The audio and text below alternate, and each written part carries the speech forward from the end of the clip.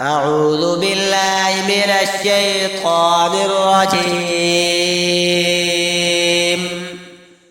بسم الله الرحمن الرحيم.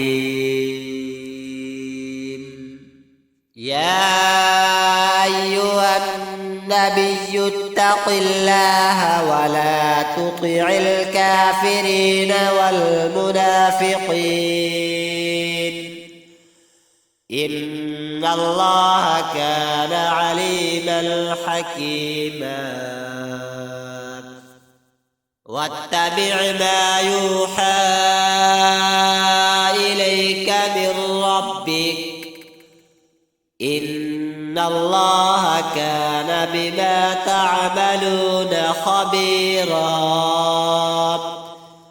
وتوكل على الله وكفى بالله وكيلا.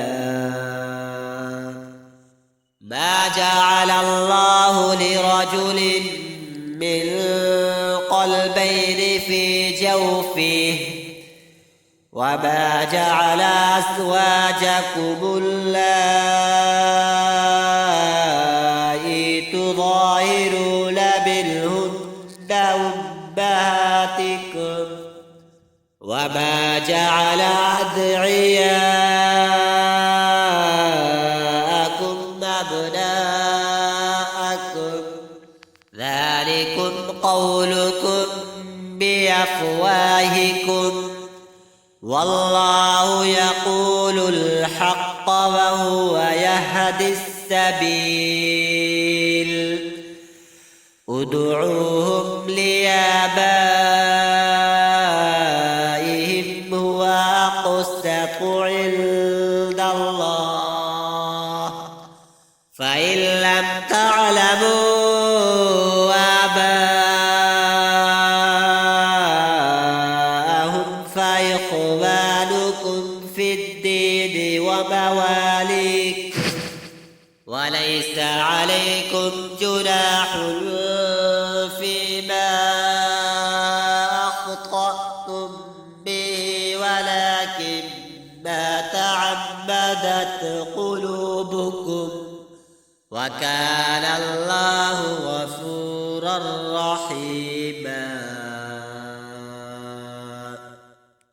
النبي أولى بالمؤمنين من أنفسهم وأزواجه أمهاتهم وأولو الأرحام بعضهم أولى ببعض في كتاب الله من المؤمنين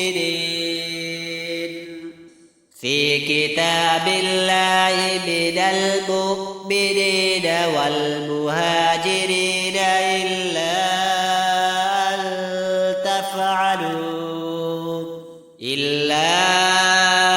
أن تفعلوا إلى أوليائكم معروفا وكان ذلك في الكتاب مسطورا. وإذا أخذنا من النبيين ميثاقهم ومنك ومن نوح وإبراهيم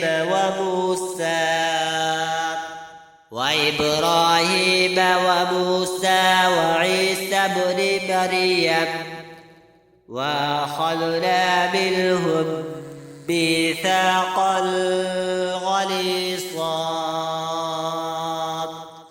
ليسأل الصادقين عن صدقهم وأعد للكافرين عذابا أليما.